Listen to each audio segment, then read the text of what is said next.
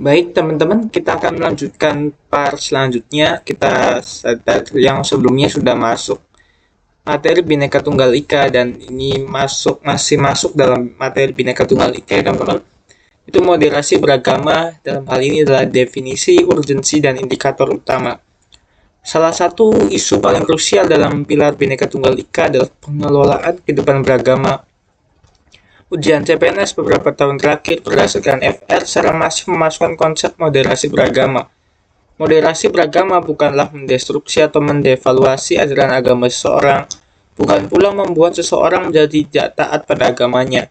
Moderasi beragama adalah cara pandang, sikap, dan praktik beragama dalam kehidupan bersama dengan cara menjawantahkan esensi ajaran agama yang melindungi martabat kemanusiaan dan membangun kemaslahatan umum, berlandaskan prinsip adil, berimbang, dan menaati konstitusi sebagai kesepakatan berbangsa. Moderasi beragama adalah lawan dari ekstremisme beragama, teman-teman. Baik ekstrem kanan, radikalisme teks, intoleransi, pemaksaan syariat atau dogma via kekerasan, maupun ekstrem kiri, yaitu liberalisme radikal yang meremehkan nilai-nilai luhur agama kesopanan. Pemerintah melalui Kementerian Agama telah menetapkan 4 indikator utama moderasi beragama yang wajib dipahami oleh setiap calon ASN. Yang pertama yaitu komitmen kebangsaan. Esensinya yaitu penerimaan terhadap konsensus dasar negara, yaitu Pancasila, Undang-Undang Dasar Negara Republik Indonesia 1945, Bhinneka Tunggal Ika, dan Negara Kesatuan Republik Indonesia, teman-teman. Serta penolakan terhadap ideologi apapun yang ingin mengganti bentuk negara menjadi teokrasi atau khilafah.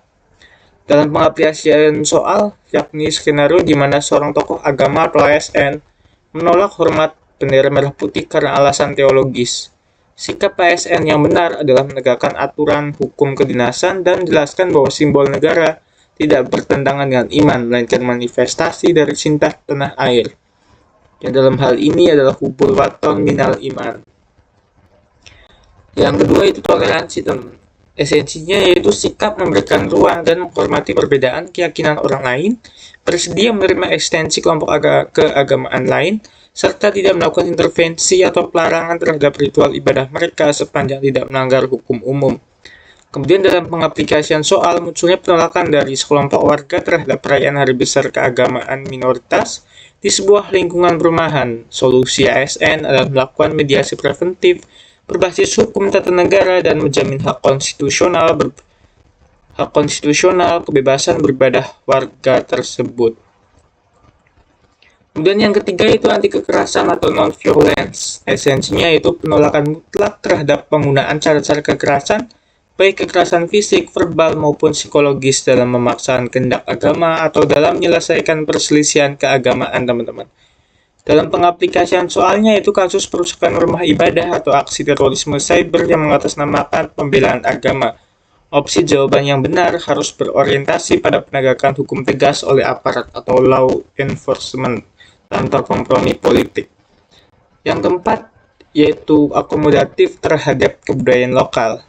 Esensinya itu sikap ramah dan terbuka terhadap ekspresi budaya lokal, adat istiadat, dan tradisi masyarakat sepanjang tidak bertentangan dengan nilai moral universal, serta tidak secara membabi buta menganggap tradisi lokal sebagai hal yang sesat atau harus dimusnahkan.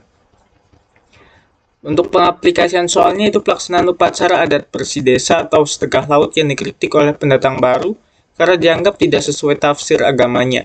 Langkah penyelesaian yang bijak adalah membangun dialog kultural dan menghormati hak masyarakat adat untuk menjaga warisan leluhurnya sesuai koridor Undang-Undang Kebudayaan.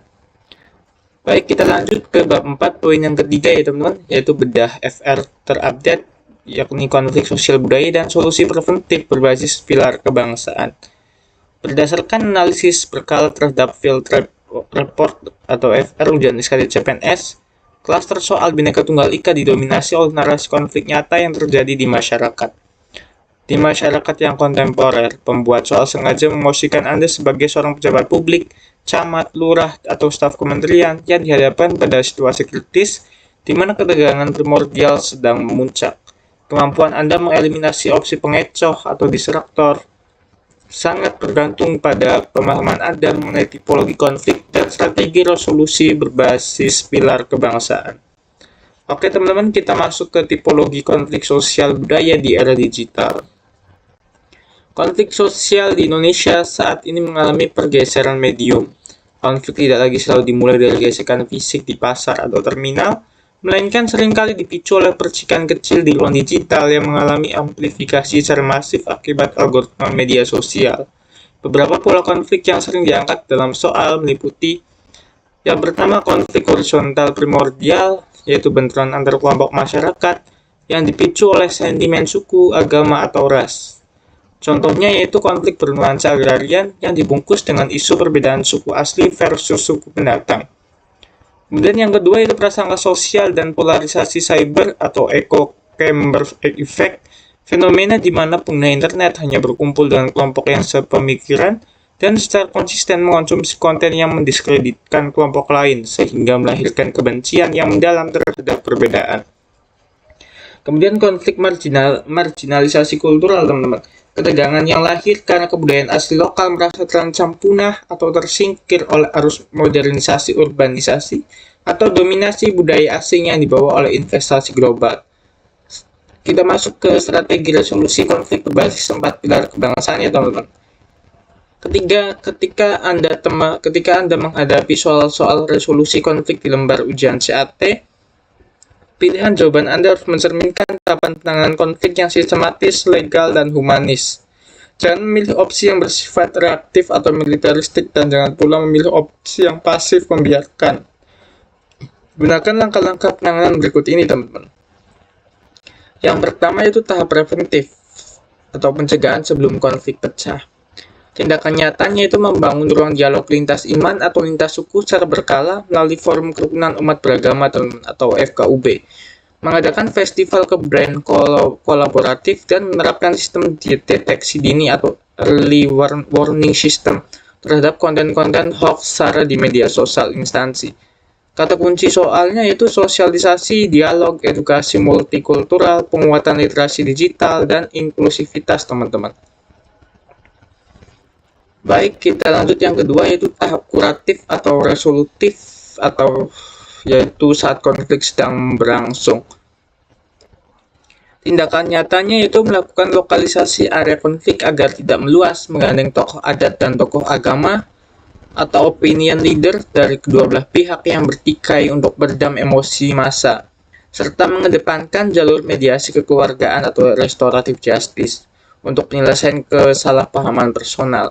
Namun, jika terjadi tindakan kriminal atau perusakan atau penganiayaan, penegakan hukum pidana formal wajib berjalan secara transparan dan adil tanpa memandang latar belakang pelaku.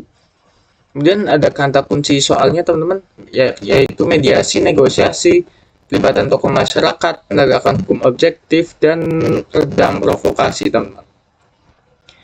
Kita masuk ke yang ketiga, yaitu tahap rehabilitatif pasca konflik atau pemulihan. Tindakan nyatanya itu melakukan rekonstruksi fasilitas umum yang rusak secara bergotong royong tanpa membedakan kelompok, menyelenggarakan trauma healing bagi korban anak-anak, dan membuat kebijakan pembangunan daerah yang inklusif agar kecemburuan sosial ekonomi tidak kembali tumbuh di masa depan, teman-teman. Di sini kata kunci soalnya yaitu rekonsiliasi, pemulihan, integrasi kembali, dan pembangunan inklusif, teman-teman. Oke teman-teman, sekian saja untuk part kita kali ini. Jangan lupa di part selanjutnya teman-teman. Mohon maaf apabila ada kekeliruan materi. Semoga materi ini bisa bermanfaat dan membantu teman-teman meraih apa yang dicita-citakan. Sekian teman-teman, terima kasih.